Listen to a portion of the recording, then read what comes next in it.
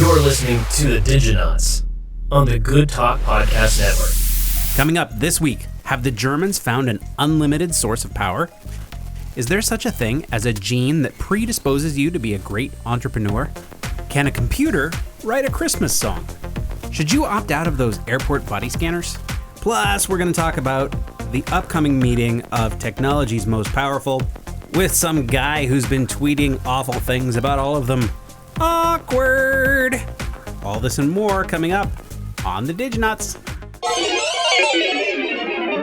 Society, the future, morality, disruption, policy, humanity, innovation, technology, morality, the future, the law, humanity, society. Our technology has pretty much caught up with the plot of Ender's Game. Diginauts. Hi, I'm Darren. I'm Eric. How's it going, Eric? It's going well. It is going well. Are we sure, as 2016 wraps up, that it's going well? Well, Trump has let down his Goldilocks. And his Rapunzel? Exactly. Invited people to climb his tower? Yeah, that's what we're going to be talking about in segment tower. 1 today, is Trump and technology, politics and technology, those overlaps. And it's a weird segment to get into because there sort of isn't anything to say exactly, right? There's nothing definitive. And yet, there's a lot of really, really important stuff going on. Right. So we're gonna chat just a little bit about the various goings on. The biggie is that, as you say, Trump has let down his hair and asked everyone to climb up to him. Not at the White House, but at his own little tower. He has asked the tech gurus of the world, the CEOs of most of the big companies, like name a big company, and they're probably on the list, Yep. to join him for a summit. And, you know, Trump is an interesting thing, right? And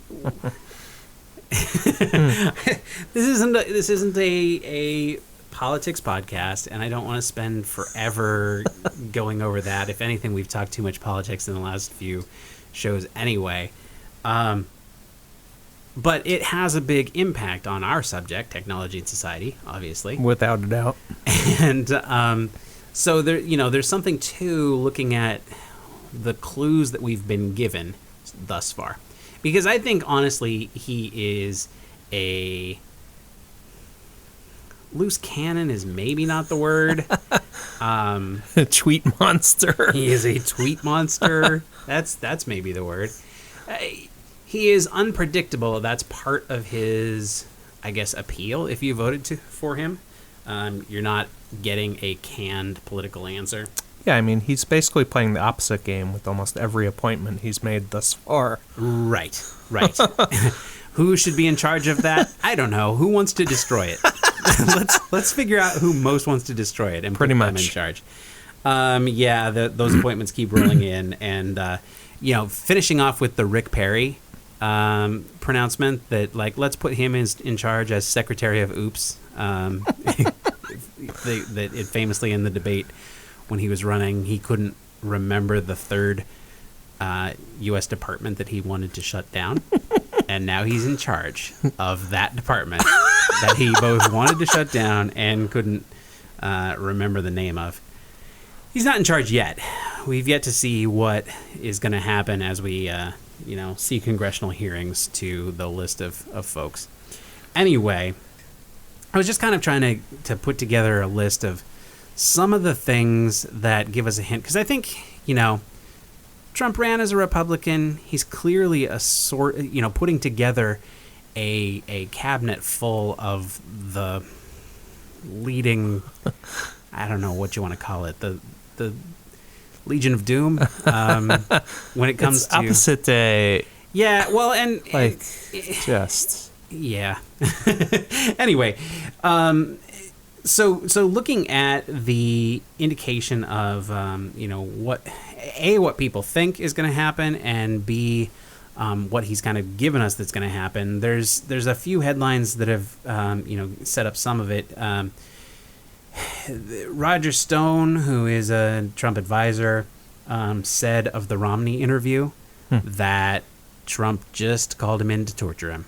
He, basically said, hey, maybe you should be Secretary of State. Why don't you kiss the ring?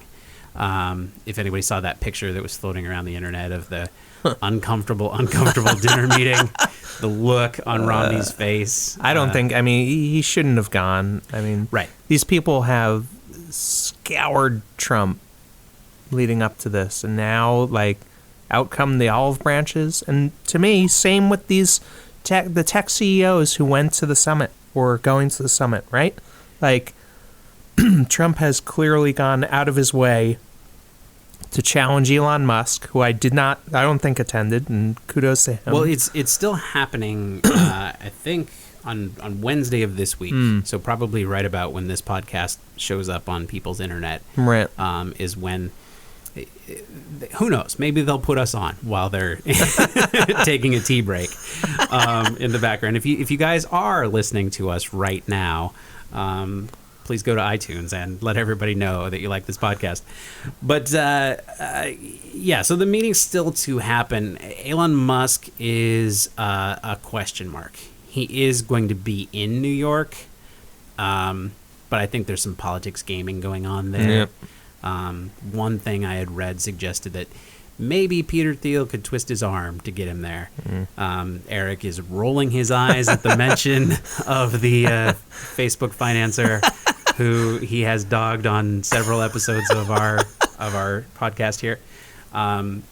So, for folks who don't know, he's basically the one conservative in Silicon Valley who kind of stood up and supported Trump. And most of the rest of Silicon Valley was like, no. But what is interesting, Thiel's college buddy, I think David Sachs, supposedly is joining him too. Okay. We'll see. Yeah, so he's doing some of the leading of the effort. And it's interesting, Trump has been having these meetings. What's the name of his, the woman who, she kind of spins everything. I forget her name. No. The woman who organized this meeting is the same woman who organized, the meeting with the top news network executives. And then the press corps. So that was kind of an interesting... The press corps was like, by the way, presidents have a press pool.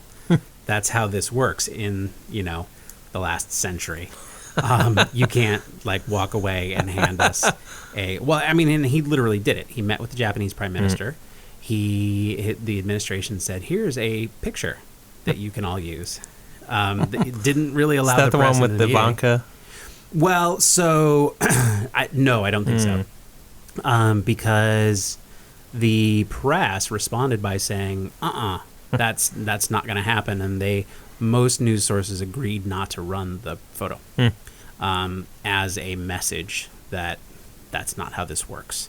And the response that I heard that I thought made the most sense was they were like, we're not going to take your prepackaged photo and print it any more than we would read your prepacked tweets. Yeah, exactly. That's you using us to, exactly. So they sat down with him, and basically, from the sound of it, he bitched him out for a while, and then they said, that's nice, but you have to have a press pool, right? And then he pulled all of the, different CNN and Fox News, all the 5 top news networks. They pulled those executives in, and he bitched them out for a while. Basically, he's pretty willing to tell anybody who will show up what he thinks of them and why they should do everything he says, right? And then these organizations, then they get a chance to say what they need to say. Or at least afterwards, they say that they said what they needed to say. So it's interesting, so the list of folks who are showing up, Tim Cook from Apple, Sheryl Sandberg from Facebook. She's the COO of Facebook. She's the only one on the yes list right now who's not the CEO. I don't know what Zuckerberg was busy dealing with fake news, maybe. Dealing with wrong metrics. He's off planning his own political run, they say.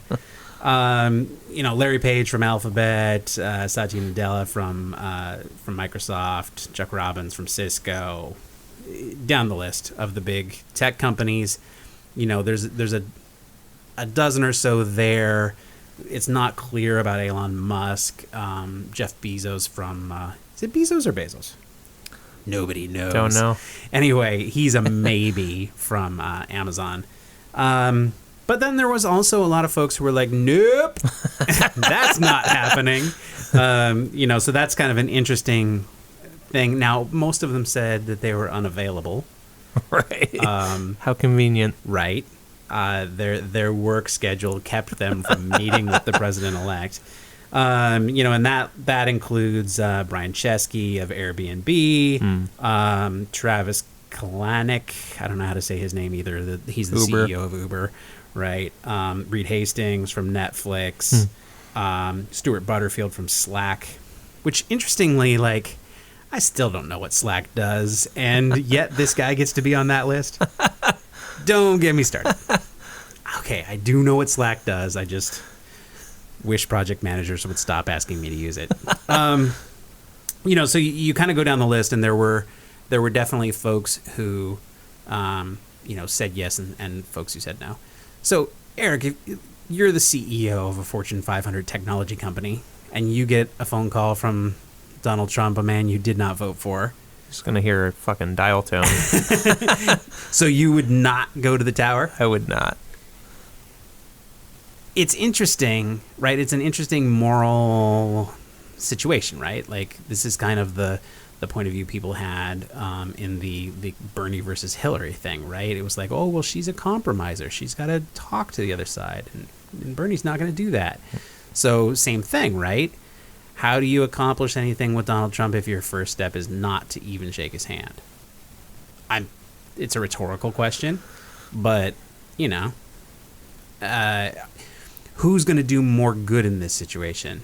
I think, I think I just read that Bill Gates is basically funding things to counter climate change. Yeah. So to me, you can do things independent of Trump, right, and they can still be good. Right.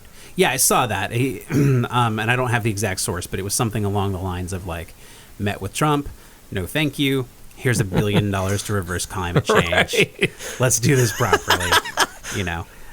Which to me, that's what I wish all these people did instead of climb the fake silk hair. Yeah. Well, and it's interesting. I mean, because it's a little different than the other meetings, right? If you're CNN, you have to have a relationship with the president, right? You can't. Yes, you can report from afar. You don't have to interview him. But, the expectation to be able to, especially in the world where you have to be the first to get the exclusive, it's tough to not have any kind of relationship.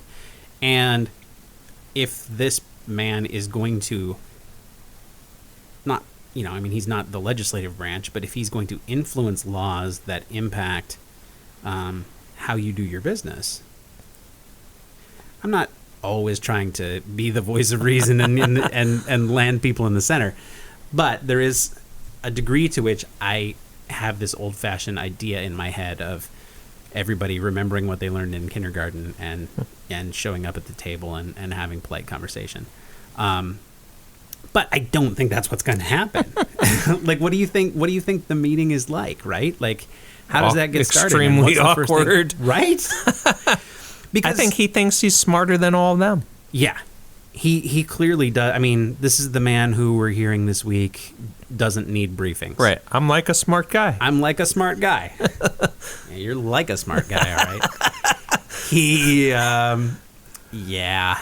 No, I mean, clearly he's. If you read his tweets, he has opinions for all of them about how they should be running their companies and SNL, how they're doing a terrible job. Right. Yeah. Yeah, exactly. Well, and anybody else who expresses anything negative. But there's been quite a few. He has time for Kanye too. Well, anyway, but he has over the last few years gone after most of these tech leaders, right? When Apple was going back and forth with the FBI, Trump was very, hey, Apple, you should give him all that. And he's been very like, Kellyanne Conway, is that her name? I think so. This is how memory works now that I'm middle-aged. Things show up in the middle of another thought. Anyway, she put the meetings together.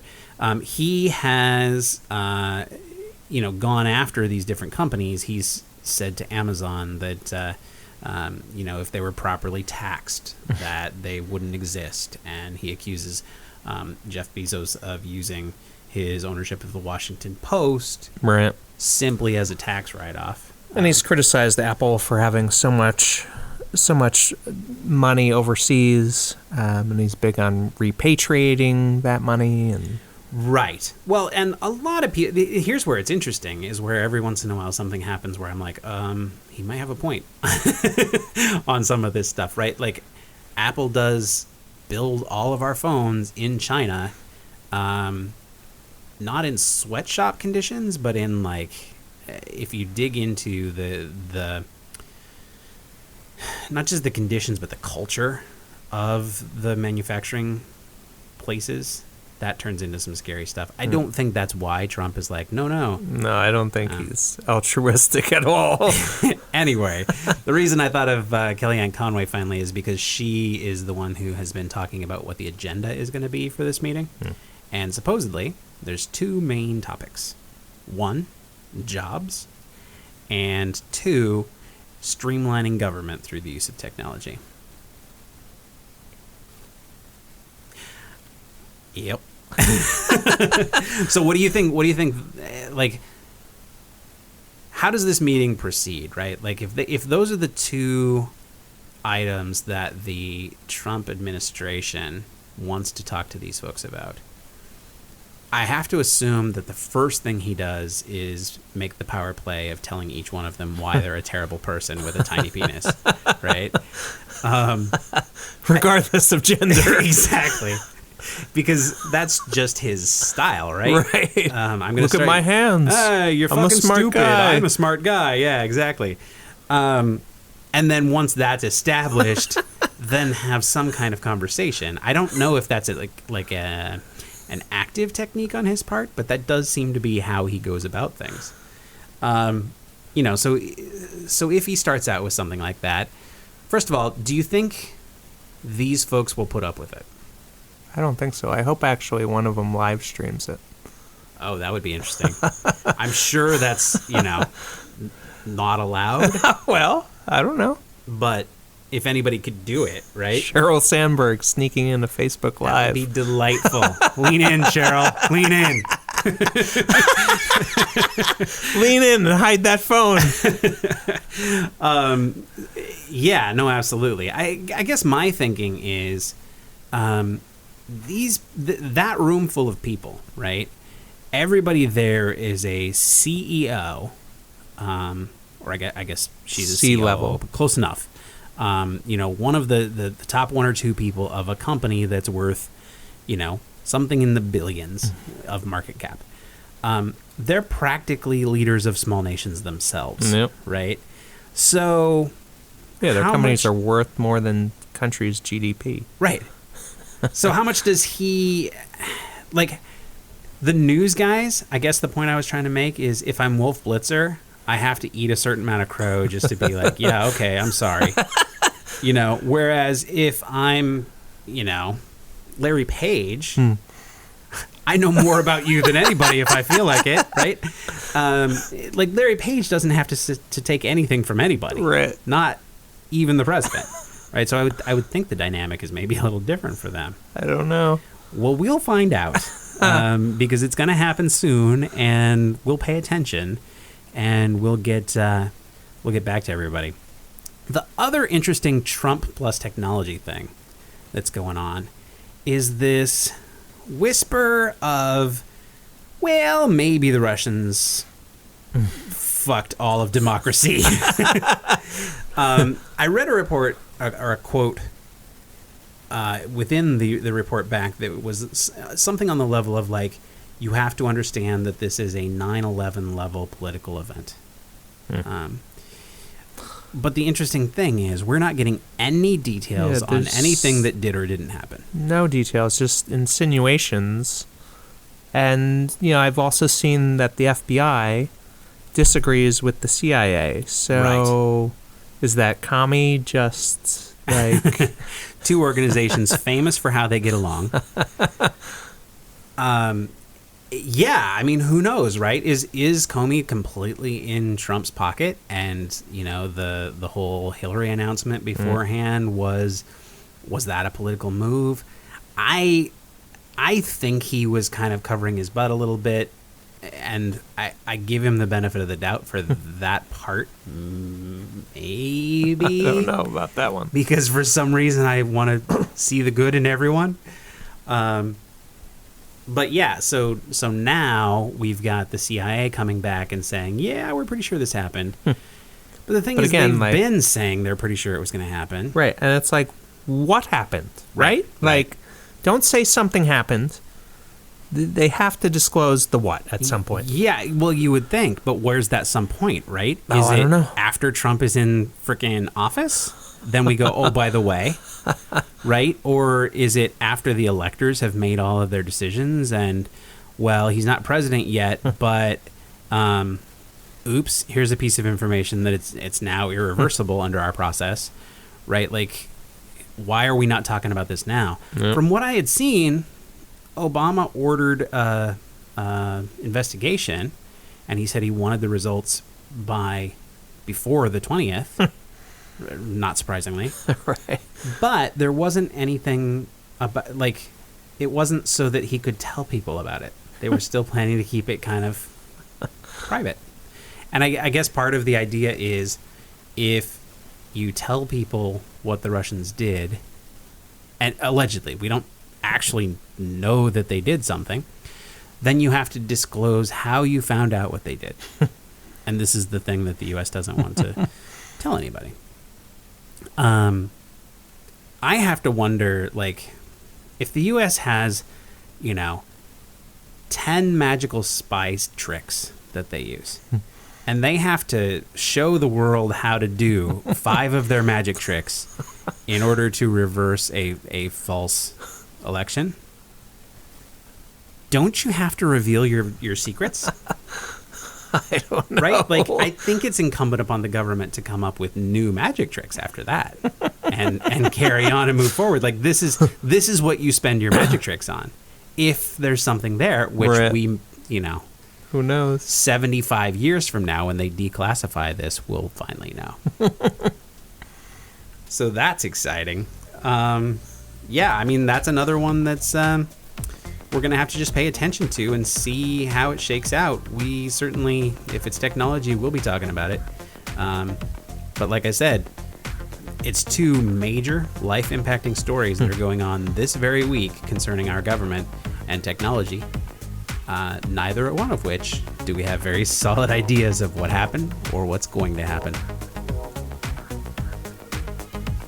Unlike all the fake news that's been spreading, we want you to spread the news about our podcast. Easiest way to do that is go to iTunes, give us a rating, give us a comment, tell people about us on social media. It's the best way to really keep this podcast going and basically help other people find it. Segment 2, today we have another installment of The Future File. And the news out of Germany is that their massive nuclear fusion reactor, that's right, fusion, is working. That's an interesting headline that you don't see every day, right? Yeah, the headline not that says, too often. All is well, carry on. And all is well with nuclear. Yeah, right? Exactly. The headline is usually, oops. But they're basically making progress on something called a stellarator, so-called because it's essentially attempting to harness a sun, a stellar, and it's all going fine. And there was 2 successes, actually. One is that they ramped up to the latest level of testing, and 2 too, that they were able to measure accurately the degree to which the design is working. And its tolerances are within 1 in 100,000. Wow. So how closely would you say this replicates the sun's power? So it's interesting. When I hear fusion, right, I'm like, oh, yeah, okay, whatever. It's that sort of like hoax science, right? Because for a while there, once in the 80s, once in the 90s, people were like, we've discovered cold fusion.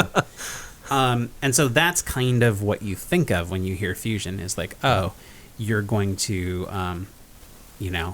pour a bowl of water and stick some metal in it and get a limitless supply of energy. That was kind of the claim, right? So it's a weird little faux science. There's some adherents who still believe that it's a possibility. And I looked into the concept of cold fusion a little bit. It's not... well, for one thing, they're not calling it cold fusion anymore. They're calling it low temperature nuclear or something like that. Interesting. Yeah, so the idea being that they want to do... New name, new tech, it's working. Exactly. We've rebranded it, and now we can sell it. No, so they think that there is the possibility of using materials at room temperatures and...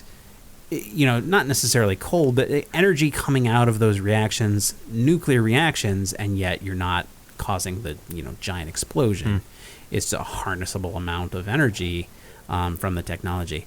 But none of the experiments are very reproducible. Now, this stuff that we're talking about with the stellarator, per your question, how close is it to the sun? The experiment that just went through, I believe...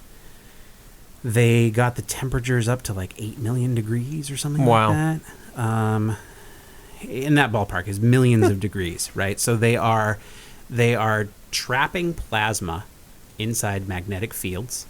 And there's nothing cold about it. They are attempting to do what the sun does in mini scale, so that you can, take source elements, cram them together and take advantage of all the energy that shoots out. The trick being, of course, that you have to not burn down everything around. I was going to say, what in the world are they encapsulating this with? So magnetic fields, and what it allows them to do, if I understand it, and I don't, but it's a similar principle to like a linear accelerator where they're taking a particle and they're tricking that particle into moving somewhere, right? So they're saying, hey, don't be here, be a quarter of a mile down this track. And the particle's tiny, and so, it can do that. And it's essentially being done by taking a series of magnets and turning them on and off. So the magnet just to my left is turned on, I drift to the left until I'm near that magnet, and then the magnet just to its left turns on right when that one turns off, and so on and so on and so on, right? So it's, not amazing technology in that regard. And the interesting thing is that we've actually been doing fusion experiments since the 50s. I did not know this. But the kind of breakthroughs here is in the great accuracy of the magnetic fields themselves, and also it kind of started early on with one level of technology, and then the Russians developed up a new kind of technology where the current is actually inside with the plasma. So you're running electricity along through that. And this technology is moving away from that because that actually introduces error. The current itself causes problems. So the idea behind this is they just let the magnets do the work, which is cool because they don't have to have, like, what happens if the power shuts down, right? Like, although I would assume they're electromagnets, right? I was just going to say, they have to be pretty powerful. Well, but they're not, so if there's a short to that current that's inside the plasma in the other one, right? So Again, I'm not a particle physicist, so I'm not going to get this all down. Yeah, right. Secretly, but yeah, so it worked basically beyond expectations. That they're two things: one, that they're able to get it to work, and two, that they're able to measure the degree to which it is working. Are both big accomplishments and kind of very encouraging in terms of this technology being a possibility down the road as a source of, not to be hyperbolic, but limitless energy. So who's funding this? Is it the university? Is it the government? So the government of Germany has a lot of money behind it. And then there are something like 20. I was looking at the Wikipedia page last night. Something like 20 different institutions. There's like 5 universities in America, one in Japan. They're all collaborating on this. Imagine that, global trade. Well, collaboration. I mean, this is one of the interesting things about technology and scientific discovery now is that it's not that concept of invention that we heard about in the 1900s, right? Where some dude's hanging out in his lab tinkering on something until he goes, "Behold, I have found it," right? Like, the stuff we're doing now is hard and involves thousands of people or tens of thousands of people distributed across all these different institutions. So, who's doing this? A lot of people are actively involved in making this happen. Who gets the credit when it's time to hand out the Nobel Prize? Right. Is kind of a question that's come up for a few Nobel Prizes recently. Well, who discovered what when? They have to then retroactively piece together. The other last interesting thing to mention about this is that part of why this one is working is the shape. It's not just that they're getting these strong magnetic fields, but they also had to wobble the shape, bend the shape. So the way I understand it, imagine if you have a slinky and you draw that slinky out to arm's length and then you twist one wrist 7 times or whatever it is, 50 times, I don't know. And then you loop the two ends together.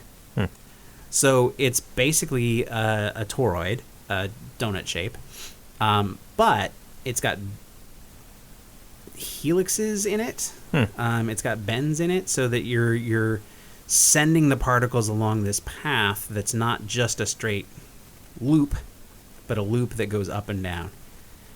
Why that matters, I have no idea. But supposedly that's one of the big parts of the breakthrough here. So. I really hope that the team of scientists hurries the hell up and gets to the next stage as soon as possible. Realistically, it's great that they're able to capture, a fraction of a second of million-degree temperature plasma. They still have to figure out the part where they then transfer that into driving my car around. Right. That's a whole new step, and half of Florida could easily be underwater by the time they figure it out.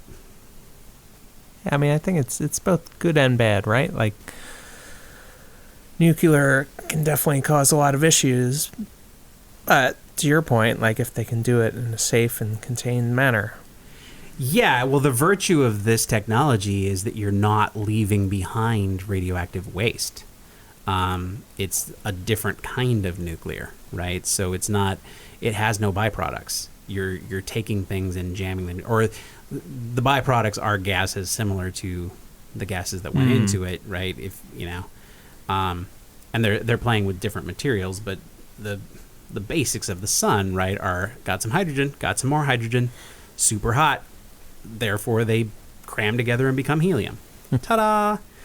And that's basically what we're trying to do. Now, whether they exactly use hydrogen, or maybe they're using water and pulling hydrogen ions off of deuterium or whatever, as they continue to evolve the technology, we'll have to wait and see. Right.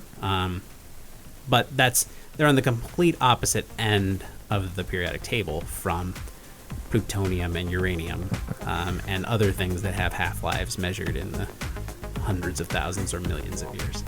So, fingers crossed. Folks, if you need some inexpensive, and I mean inexpensive, graphic design, go to goodtalknetwork.com/ads. Click on the banner for Logo Nerds. They have a whole bunch of services, whether it's your Twitter banner, your logo, fixing your logo, headers for your Facebook page, business card design, all coming in real cheap. Business card design, $17. Where else are you going to find that? Nowhere else. That's where. So go check out Logo Nerds. In this segment, Jurisprudent will explore an increasingly difficult issue around privacy. You know, no matter where you go, you're typically scanned, you're filmed, and whatnot. Well, in this case, a gentleman named Matthias Kirschner was on his way to the Open Government Partnership Summit in Paris, and he was going through the Berlin airport. And as you probably already know, as airports are riddled with scanners and security and whatnot, and I flip them off every time I go through. They have you put your hands above your head, and you flip the bird? Oh, I do. Are you serious? Single time I've ever been through a scanner. Because if you notice, your hand isn't in the picture. Interesting. That they take, right? So I raise my hand, I lift my middle finger, and then I politely walk through to the nice people on the other side. Have you encountered any trouble with that? No, I'm subtle. It's not. It's not like a direct like screw you guys. I would say it is. Well, I mean, you know, you just sort of have one finger higher than the other one. The you know, it's already at the highest altitude of all your fingertips. You just lessen the altitude of some of the other ones. Your middleman is at full salute. Yeah, because I don't actually want to have a debate with a TSA agent about Fourth Amendment rights when I've got a business meeting in Chicago in 4 hours. So I don't. I haven't gone there. But I need to see a picture of this. It pisses me off every time. Every time. Well, Matthias was not pleased. Yeah. And he realized that there's a wealth of signs and documentation around that area, and he realized that he could opt out. Now, when he first attempted that, the respective security people were like, no, but he finally got them to succumb to, allowing him to skip the 3D body scanner. And he proceeded to go through, time and time again, all these manual pat-downs everywhere, right? He was also exposed to, the explosive tests on his clothing, on his person, on his luggage, and then, a whole nother round of basically the same thing, but ultimately, he got through that, and they were like, "Oh, it's going to take so long." It really didn't take that long. Right. There's all these excuses just to prevent people from kind of getting around it. Right. And their whole thing is "Oh, well, you could be hiding something, and this isn't the best way to do it." But you can opt out of it in certain places like that. Yeah. And ultimately, his concern was that what happens to that respective body scan if he was scanned, right? It's stored places, it's tied to him potentially, right? Mm-hmm. And it's and you basically see everything. It's right. Kind of like a 3D sonogram, and you're seeing every part. There was a story at one point of some dude masturbating. While being I'm not scanned? making this up. Yeah. Interesting. No.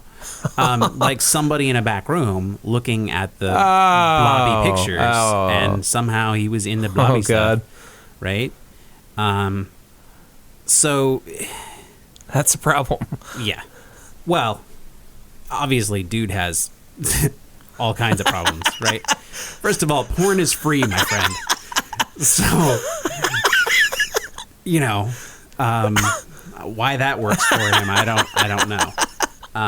But yeah, I mean, they've gone through and they've sort of reworked the technology, as I understand it, at least in some places, so that the technology obscures some of people's lovely bits. Yeah, I mean, the ones that Matthias posted as part of his blog, and his blog post was picked up by Boing Boing. Like, there was no doubt. Like, you saw twigs, berries, and buns. Like, you saw everything. Yeah.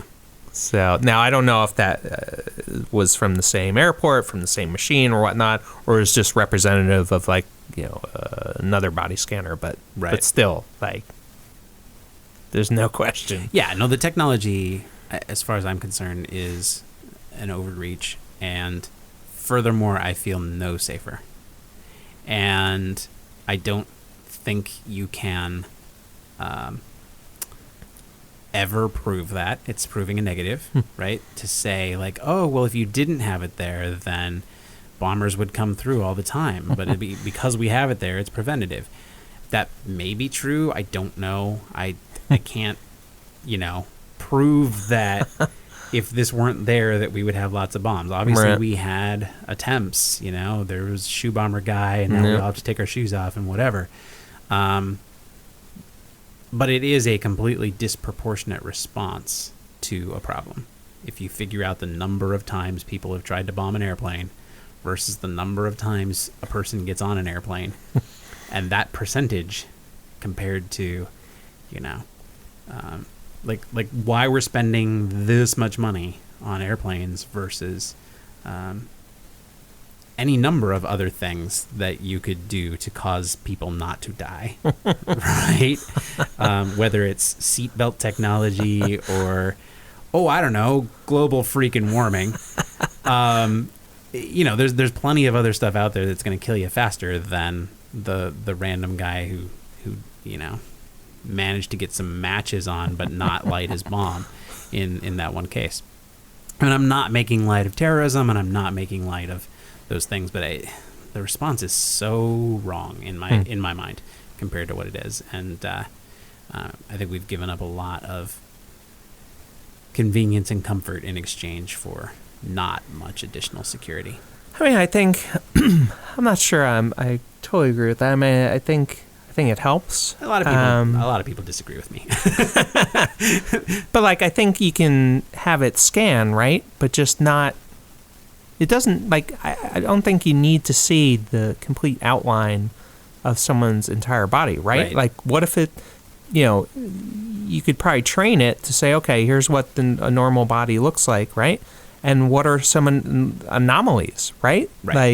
And then it just points out a region for further inspection. I think they've done in some airports. I think they've gone through and kind of done as you described, and sort of blob up the area a little bit. The early technology was very distinctive. They're just plain what they're doing, as I understand it, because there was this interesting moment in the 90s where Sony cameras were the see-through. Yeah. they sold cameras that were actually X-ray vision. And the idea was that they had added UV technology to the camera, which would allow you to shoot video in the dark. The camera was capable of capturing reflections in spectrums that human eyes don't. But if you then took that same technology on a sunny day, you would still be sending those UV captures into the film processor, and it wound up seeing through clothes here and there. Not all the time, but depending on the material of the clothes and whether it was reflecting, if it reflected the regular thing but not the UV or whatever. Again, I'm not a particle physicist, but I play one on this podcast. But I think they're doing something similar with the technology, the wave technology in there. I mean, they have to be doing something in that ballpark of we're going to capture a bunch of EM and use a computer to figure out what's what. Right. And in some places they've done stuff. So did Matthias get any relief or any progress, or is he still fighting the fight? In terms of what? I mean, he wound up with so many comments, not only on Twitter but on the Boing Boing article, and as a result, so he's basically become almost like a pseudo celebrity around like opting out of body scans. He's the poster child. Exactly. Yeah. Okay. So this is kind of a current thing that, like, who knows what's going to happen with it. Right. I think part of why they so actively, no, it's okay, you can go through. You don't want to wait here do you? Like, why they're so actively attempting to get everybody to do that is because they don't have the bandwidth to scan or, to you can't manually poke and prod do every everyone. single person, right? Right? They need to be able to send the sheep through the lines. And so, like, that would be a way that we could passively resist, I guess, if everybody in a given day decided to opt out. Like, Flash mob. Yeah, why not? Flash flight. It would take some coordinating, and it wouldn't be cheap. Right. All those people would need to have a flight to somewhere, but, Southwest Airlines runs $49 specials every once in a while. In all seriousness, if I could participate in a protest where, 1,000 people went to LAX, bought tickets to, I don't know, Burbank? Oakland. Long Beach to Burbank.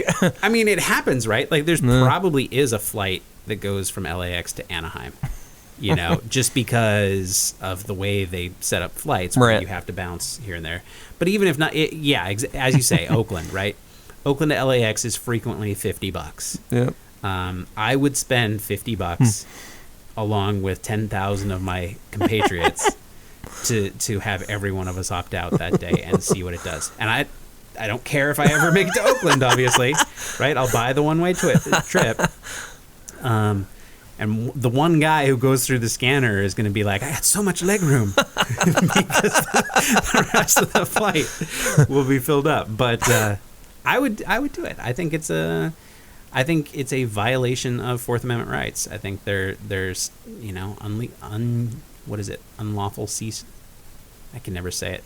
Search and seizure, and it's not. They're not like grabbing your stuff and taking it from you and looking through your.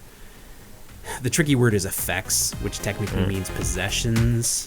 But you know what? I can interpret the word possessions to mean the things that are showing up on that monitor screen. Anyway, that's just me. Don't get me going about the Fourth Amendment. Good luck, Matthias. Some of you listening to this podcast have done us the favor we've been asking for. You've gone to iTunes. In the iTunes store, you have rated this podcast and helped spread the word about what we're trying to do here. Thank you. Much appreciated. You, though. Yeah, you over there. Have you done it yet? I didn't think so. Could you please? Seriously, it's the biggest thing a new podcast can possibly do to help get the word out. We really appreciate it. Go to iTunes, go to wherever you listen to the podcast, and give it a nice rating. Tell people a little bit more about what we do here. Thanks very much. It's time for segment 4, and we all know what that means. Dig some more. It rhymes. You're quite the poet. I am. I know it. Oh, God. Give me another one. No, you're done. No more rhymes now. I mean it. All right, so segment 4, let's dig some more. Okay. This is the place where we talk about things that we've already talked about. There's a lot of stuff where, like the first segment today, we were talking about what's going to happen when Donald Trump gets all the tech people. Well, next week we'll come back and let you know in segment 4. The problem that we have is that we've gone into environmentalism on several episodes. We have looked into climate change and some of the science and technology behind it. And we could easily do climate change as a Let's Dig Some More every single week. We could easily do climate change as its own 5-segment podcast. Yeah, I mean, there's so many topics that are almost evergreen. Yeah, no, absolutely. But this depressing topic is one of the worst. So I Which will thought kill the evergreens. I thought that what we could do, well, it's going to feed them lots of carbon. They'll at least be happy with that. But they'll burn. I thought that a roundup of headlines in the Earth is Dying roundup each week would be the way for us to satisfy the need that I have to continue to remind people that we're all fucked. Plus, giving you the scientific satisfaction that that science goes on. So here's a few. How exciting is this? I'm just going to give you kind of a roundup of headlines that are out there. Climate change may force Brits to replace fish and chips with squid. I like calamari. Well, you better, because the cod are dying, and our oceans, there's no real good news out of the oceans lately. Methane levels in the atmosphere are now rising at their highest pace in decades, is the headline on Vox.com. So that's exciting. Mysterious crater on Antarctica, indication of vulnerable ice sheet from phys.org. So climate change is starving North Pole reindeer on Out of Time magazine. I guess not magazine anymore.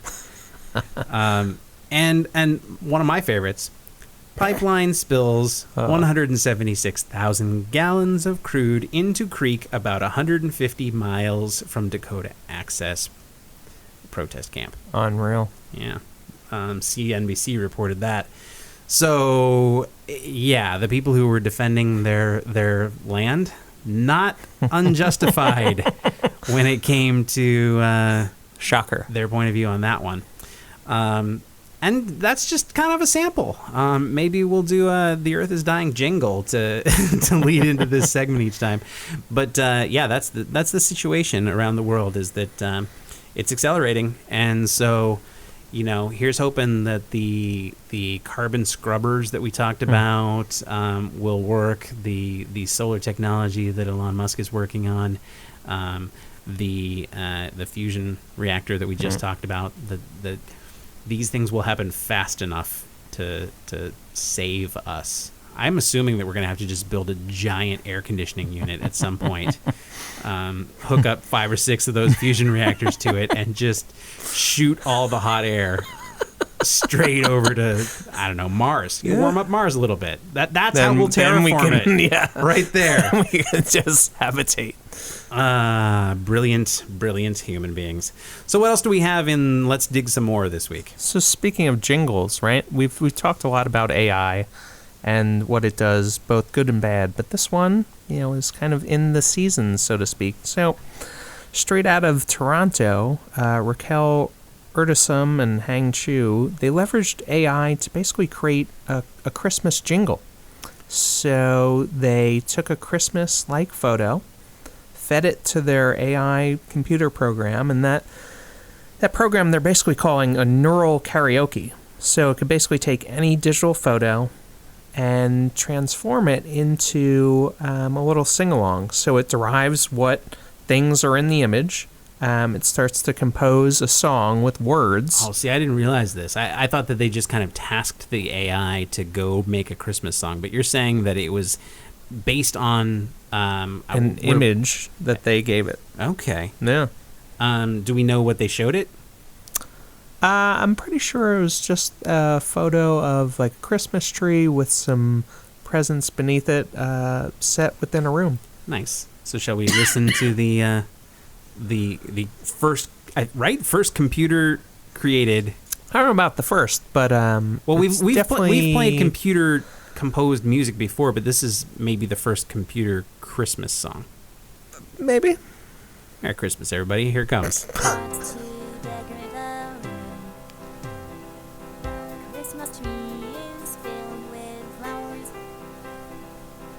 Okay. I'm liking it. This your next iTunes download? Exactly. Number 1 on Spotify.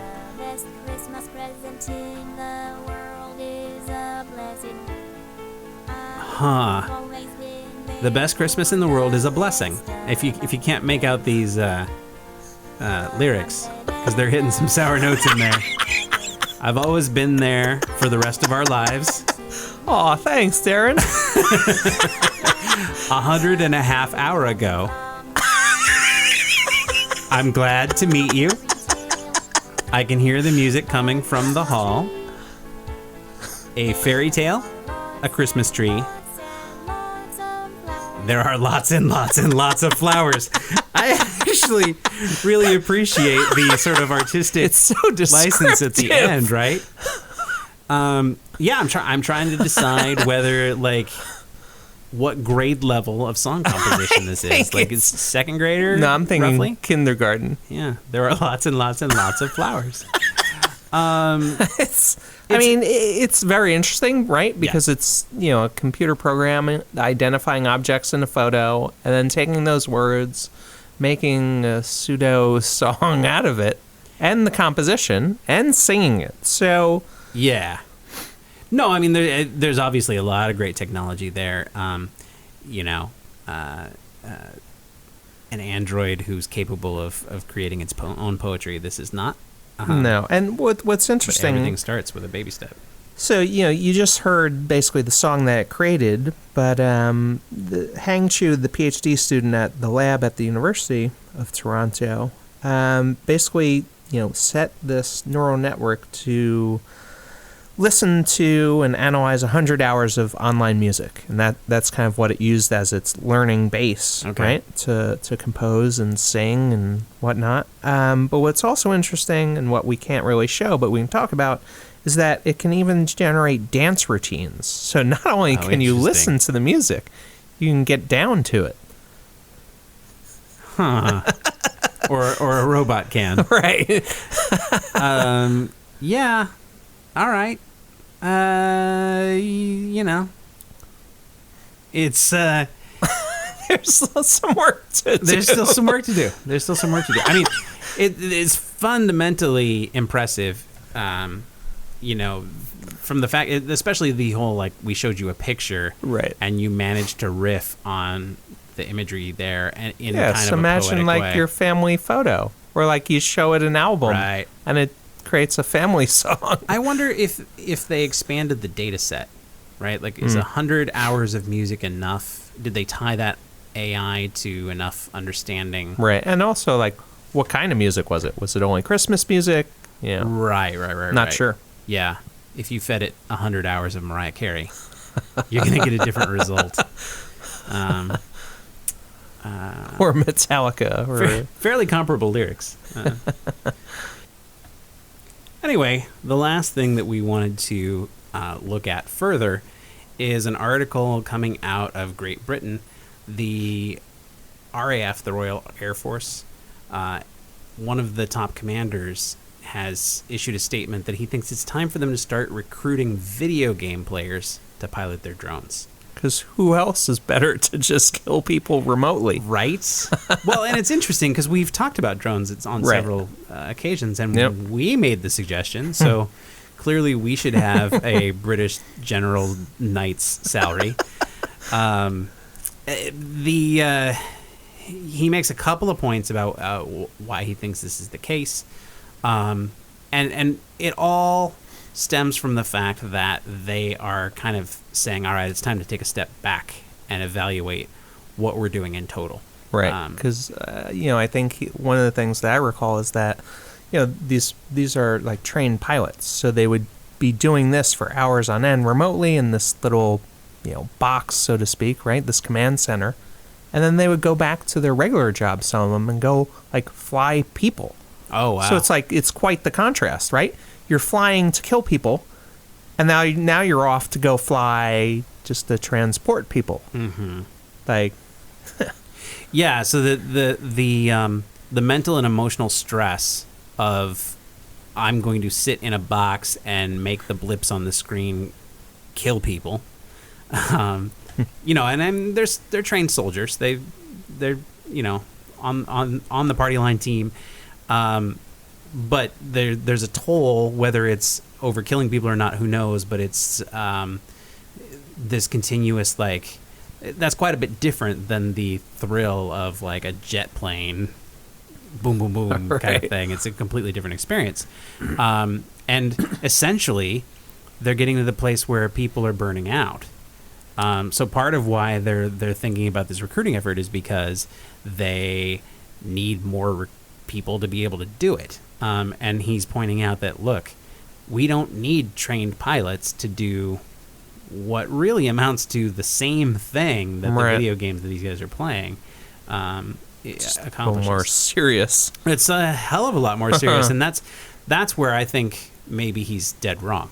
Right. And we talked about this a little bit the last time we discussed it, is that the dehumanization part, if I'm a 19-year-old kid who's been playing a video game, and then I'm taken into a room and said, okay, kid, go to work, and the blips on the screen look a hell of a lot like the blips that have always been on my screen, right? Then I don't realize that I just ended lives. I mean, imagine if, like, Microsoft leveraged Xbox, like a fighter plane game, where it literally was reality, right? Like, the game was ultimately controlling, like, a real attack. Well, we've basically... our technology has pretty much caught up with the plot of Ender's Game by at this point, right? Like that's really what we're talking about here. Right. Like, let's get the kids; they're good at it, but don't tell them what they're doing. So I mean, the next phase really is, the removing of people entirely, right? So relying on robotics, autonomous, and artificial intelligence to do it instead of, the kids. That's part of the point that he makes, is that this is going to happen. Like, warfare is moving to a point where technology is going to be about machines shooting each other. Right. And that they have to be prepared on their end in anticipation of that, and that there's, if they sit on it, then the enemy will get there first. So that's part of his motivation. And again, the recommendation is there as part of an overall, we need to take a step back, because there also were some casualties, civilian casualties involved that, shall we say, ruffled some feathers. Obviously that's not the goal. So, and I believe it was British citizens. Don't know. I'm not positive about that, but they... I think you're right in the sense that there was someone who became part of ISIS or some other terrorist organization. Okay. And I think amidst that drone strike, they were just aiming for one, but they got multiple, right? Who they did not intend to. Yeah. So.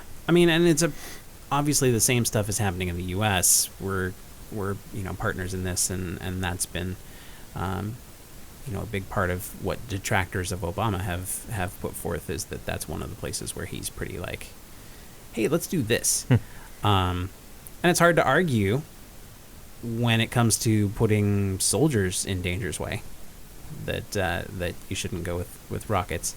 I guess I feel like you at least need to train them up as soldiers. the like, here kid, here's a pizza. Right. I'm not so on board with Monster. But that's the latest in the automated weapons conversation. I doubt we've heard the last. Do you have more employees than phone lines? Are your phone lines overwhelmed? Is your business overwhelmed? Well, there's a solution. Grasshopper enables you to put your phone system in the cloud. So if you want to learn more and upgrade your phone system with the ease of use, go to goodtalknetwork.com/ads and click on Grasshopper. Segment 5. This is where we ultimately want to know what your take is and our respective takes on a given topic. This week, if you think about it, lots of people are skipping college, or even straight out of college and not aspiring to be part of Wall Street or the biggest corporation, right? They want their own corporation. They want their own startup. So really the question is, do you think that being an entrepreneur is essentially in someone's DNA, or are there other factors that really make it safer and more easy for people to take the leap into pursuing an idea? So is there any science behind the idea of someone being, I guess, predisposed as an entrepreneur? Yeah, I mean, there were many schools of thought, and a wealth of research has started to come to light about this. And ultimately what they're saying is that it's largely not in people's DNA. Like, the safety and the ability to take that leap is pretty much grounded in people's wealth. So, like, in the context of money and financial capital. So it could be your family's wealthy, it could be an inheritance, or it could even be like the pedigree, right, and connections that allow you kind of access to a kind of stability that lets you take a leap into pursuing your idea. That's delightful. So you're saying that there studies have been done even that they're like analyzing who makes a good entrepreneur or who makes the choice to make the leap to become an entrepreneur, and basically it's people who are financially comfortable enough to take the risk. Exactly. Because if you think about it, like, what's the risk? What's the risk, right? You have this safety net to fall back on. Sometimes studies come out and you're like, well, duh. But this one's interesting because it has that well, duh quality, but it's also a little bit like it runs contrary to what we suppose, because the sort of American dream idea is the immigrant on a ship who has 2 coins in his pocket, but they're not even American money. Yeah, I mean, he's got the shirt on his back and the wherewithal to find a mop when he gets up. I mean, there's always exceptions, but I guess what their main point is, with that security blanket, so to speak,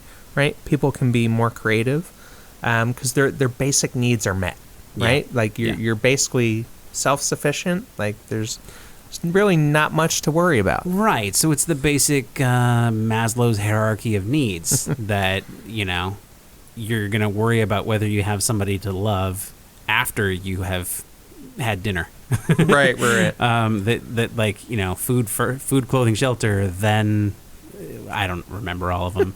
Right. But self-actualization at the top of like becoming the best you can be.